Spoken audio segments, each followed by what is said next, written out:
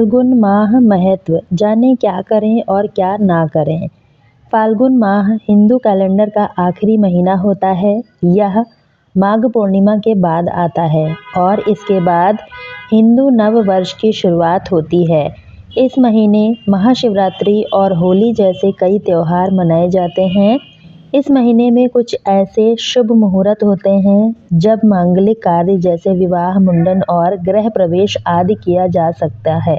इस माह में भगवान शिव की पूजा का विशेष महत्व है। मान्यता है इस माह में पूजा पाठ और दान पुण्य करने से शुभ फल प्राप्त होते हैं। ऐसे में चलिए जान लेते हैं कि फाल्गुन माह कब शुरू हो रहा है। इसके साथ ही जानिए इस माह में क्या करना चाहिए और क्या नहीं। फाल्गुन माह 2025 कब शुरू होगा? दोस्तों, फाल्गुन माह 13 फरवरी 2025 दिन गुरुवार से शुरू हो गया है। पंचांग के अनुसार यह कृष्ण पक्ष की प्रतिपदा तिथि से शुरू होता है और 14 मार्च 2025 को शुक्रवार को शुक्ल पक्ष की पूर्णिमा तिथि पर समाप्त होगा। फाल्गुन माह हिंदू कैलेंडर का 12वां महीना होता है। इस माह में महाशिवरात्रि और होली जैसे त्योहार मनाए जाते हैं। महाशिवरात्रि भगवान शिव की पूजा का दिन होता है, जबकि होली रंगों का त्योहार जो खुशी और प्रेम का प्रतीक है। इस महीने में विजया एकादशी भी होती है, जिसे भगवान विष्णु के आशीर्वाद के लिए मनाया जाता है।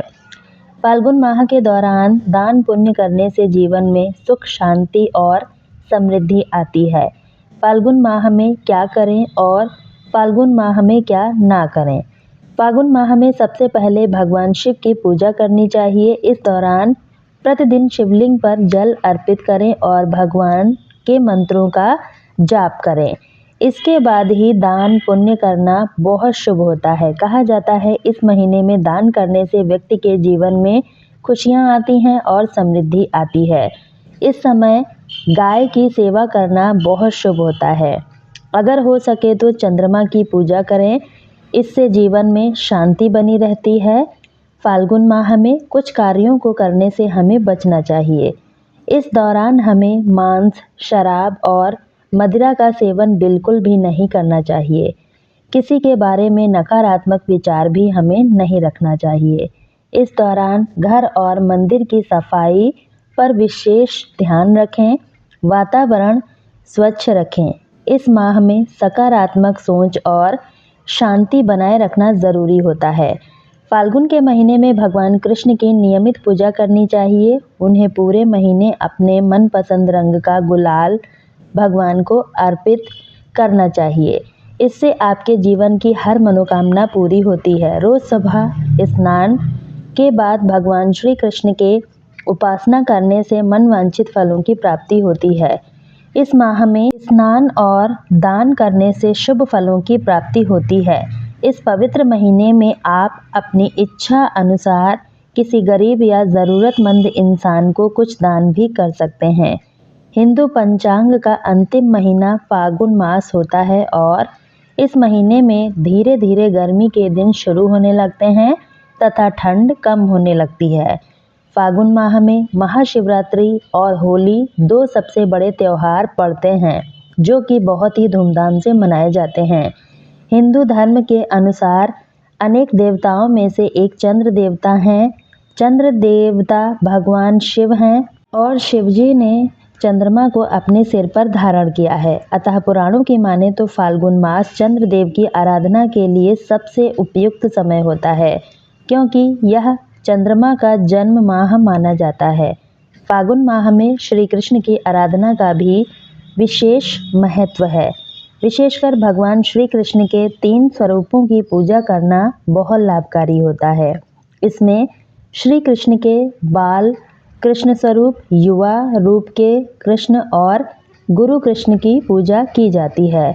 बाल कृष्ण रूप की पूजा संतान पाने के लिए, युवा रूप की पूजा दाम्पत्य जीवन में मधुर बनाने हेतु और गुरु रूप कृष्ण का पूजन मोक्ष और वैराग्य पाने के लिए ही फाल्गुन के महीने में कृष्ण जी का पूजन अवश्य ही सभी को करना चाहिए। साथ ही श्री गणेश के पूजन का भी महत्व है। फाल्गुन महीने में अपने खान पान और दिनचर्या में बदलाव करना बहुत खास माना गया है, क्योंकि इस माह भोजन में अनाज का प्रयोग कम करके मौसमी फलों का सेवन अधिक करने की सलाह दी जाती है। फागुन माह की कथा के अनुसार सतयुग की बात है। उस समय एक बड़ा धर्मात्मा राजा का राज्य था। उसके राज्य में एक ब्राह्मण था, उसका नाम था विष्णु शर्मा। विष्णु शर्मा के 7 पुत्र थे और वह 7 अलग अलग रहते थे। जब विष्णु शर्मा का वृद्धावस्था का समय आया तो उसने सब बहू से कहा, तुम सब गणेश का व्रत करो। स्वयं विष्णु शर्मा भी इस व्रत को किया करता था। अब बूढ़ा हो जाने पर वह यह दायित्व अपनी बहुओं को सौंपना चाहता था। जब उसने बहुओं से इस व्रत के लिए कहा तो बहू ने नाक सिकोड़ते हुए उसकी आज्ञा न मानकर उसका अपमान कर दिया। अंत में छोटी बहू ने अपने ससुर की बात मान ली और पूजन के सामान की व्यवस्था करके ससुर के साथ व्रत किया तथा भोजन नहीं किया और ससुर को भोजन करा दिया। जब आधी रात बीती तो विष्णु शर्मा को उल्टी और दस्त लग गए। तब छोटी बहू ने मल मूत्र में भरे गंदे कपड़ों को साफ करके ससुर के शरीर को धोया और पूरी रात बिना कुछ खाए पिए जागती रही। फिर श्री गणेश जी ने उन दोनों पर अपनी कृपा की। ससुर का स्वास्थ्य ठीक हो गया और छोटी बहू का घर धन धान्य से भर गया। तत्पश्चात अन्य बहुओं को भी इस घटना से प्रेरणा मिली और उन्होंने श्री गणेश जी का व्रत किया। अतः फागुन माह में जो भी व्यक्ति सच्चे मन से श्री गणेश का व्रत करता है, भगवान गणेश उसके सभी मनोकामनाएं पूरी करते हैं। फागुन महीने में तामसिक भोजन और मदिरा का सेवन नहीं करना चाहिए। साथ ही मन और मस्तिष्क महादेव के ध्यान में लगाएं। फाल्गुन महीने को रंगों का महीना भी कहा जाता है। इस महीने में होली मनाई जाती है। इसके लिए पूजन में आप अबीर का इस्तेमाल कर सकते हैं। भगवान को अबीर जरूर अर्पित करें। साथ ही रंग बिरंगे वस्त्र धारण करें। धर्म पंडितों की माने तो फाल्गुन महीने में सामान्य पानी से स्नान करना श्रेष्ठ होता है। इसके लिए फागुन महीने में गर्म पानी से स्नान ना करें। इस महीने में मौसमी फलों का सेवन ज़्यादा से ज़्यादा करें। संध्या काल में भी फल का सेवन कर सकते हैं। फागुन महीने में किसी का अपमान ना करें, किसी को कष्ट ना दें, ना ही कटु शब्द बोलें। किसी के प्रति ईर्ष्या दोष की भावना भी नहीं रखनी चाहिए। फागुन का महीना देवों के देव महादेव को समर्पित होता है। इस महीने में शिवरात्रि मनाई जाती है। इसके लिए फागुन में महादेव की पूजा उपासना श्रद्धा भाव से करें। पूर्णिमा तिथि के दिन पवित्र नदी में स्नान करने का महत्व है। अगर नदी में स्नान नहीं कर सकते हैं तो नहाने के पानी में गंगा जल मिलाकर स्नान करें। फागुन पूर्णिमा के दिन ब्राह्मणों को दान जरूर करना चाहिए। इस दिन श्री हरि विष्णु और माता लक्ष्मी की विधिवत पूजा अर्चना करनी चाहिए। इस दिन माता लक्ष्मी को सफ़ेद मिठाई का भोग ज़रूर लगाएं। फाल्गुन पूर्णिमा के दिन चंद्रमा की पूजा करने का महत्व है, इसलिए इस दिन चंद्रमा की पूजा विशेष रूप से करें।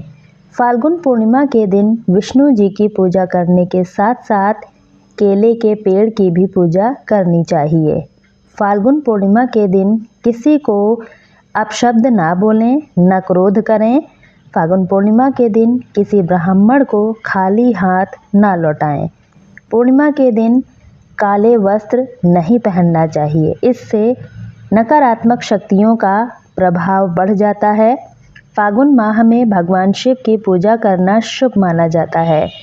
इस महीने में बसंत ऋतु रहती है, इसलिए इस दौरान नियमित रूप से शिवलिंग पर जल के साथ पीले पुष्प भी अर्पित करने चाहिए। साथ ही शिव जी के मंत्रों का जाप करना चाहिए, इससे सौभाग्य में वृद्धि होती है। फाल्गुन माह श्री कृष्ण की उपासना को समर्पित है। कहा जाता है इस माह में की गई भगवान कृष्ण की पूजा विशेष फल देती है।